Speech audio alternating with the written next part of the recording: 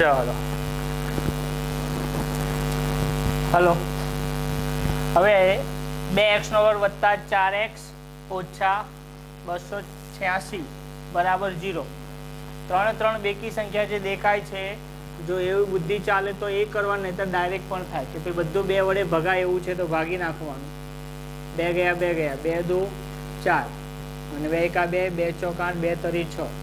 તો આમ શું થયું તો કે x નો વર્ગ આગળ કશું ના તો તમે 1 મૂકી શકો છો પ્લસ 2x માઇનસ 143 બરાબર 0. હવે 143 એકા 143 બે રીત ખબર છે, એમાંથી એક રીત આપણે સ્ટાન્ડર્ડ રીત ચલાવીએ છીએ એટલે દર વખતે એ જ આવે. ફર્સ્ટ ઇન્ટુ લાસ્ટ, આનો મતલબ થાય ફર્સ્ટ ઇન્ટુ લાસ્ટ. ફર્સ્ટ એટલે પહેલી સંખ્યા લેવાની. હવે અહીં આ ઉઠાઈને શું કરવાનું, પછી કે આ તો સંખ્યા બોલીએ છીએ આપણે, આ એક્સ ના આવે સંખ્યા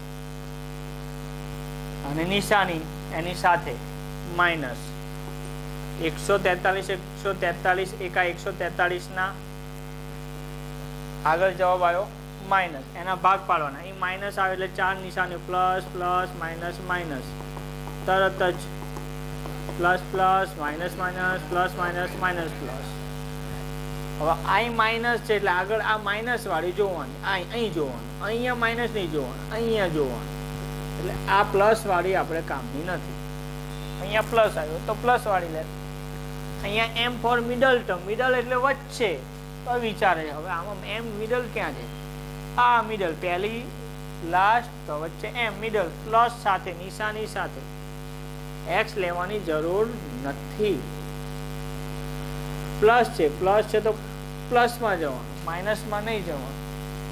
આગળ પ્લસ છે તો આગળ પ્લસ લેવાનું.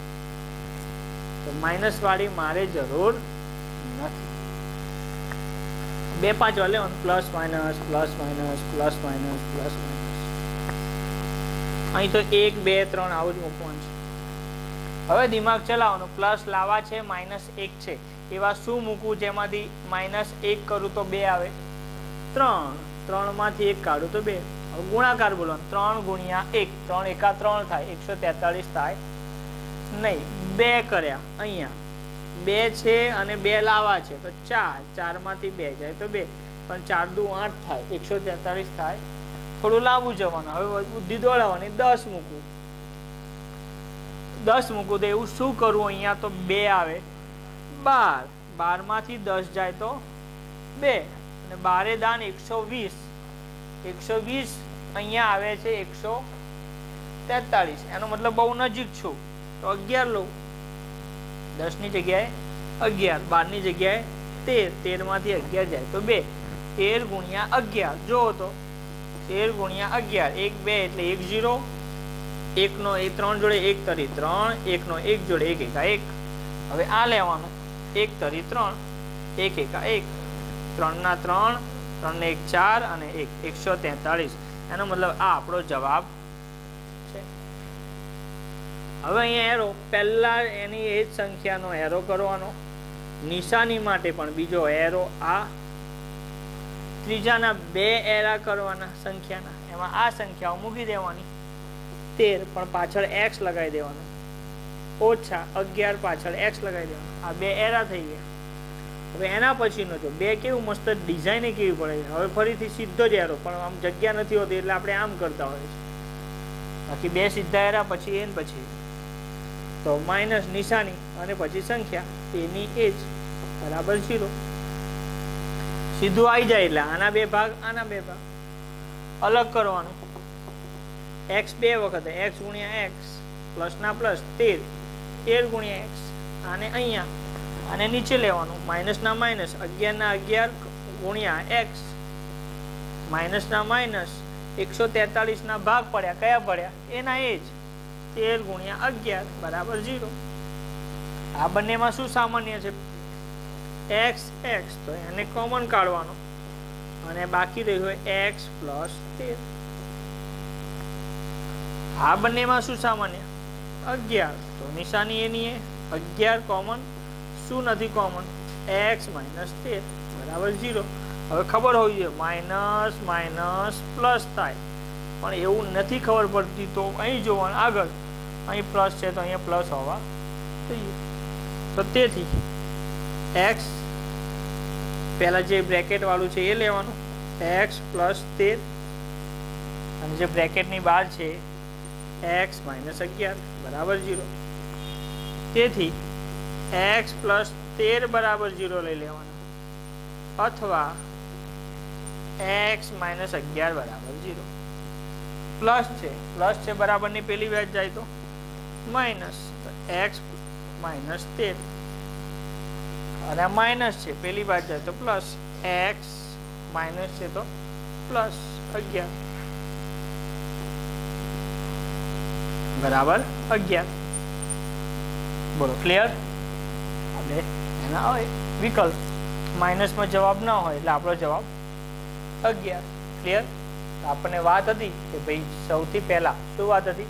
બે ક્રમિક સંખ્યાઓ એના વર્ગોનો સરવાળો શું થવો જોઈએ? 200. એમાંથી એક સંખ્યા આપણને એ મળી. આ લખાઈ ગયું? કોઈ બાકી છે? કરી નાખ્યું ને?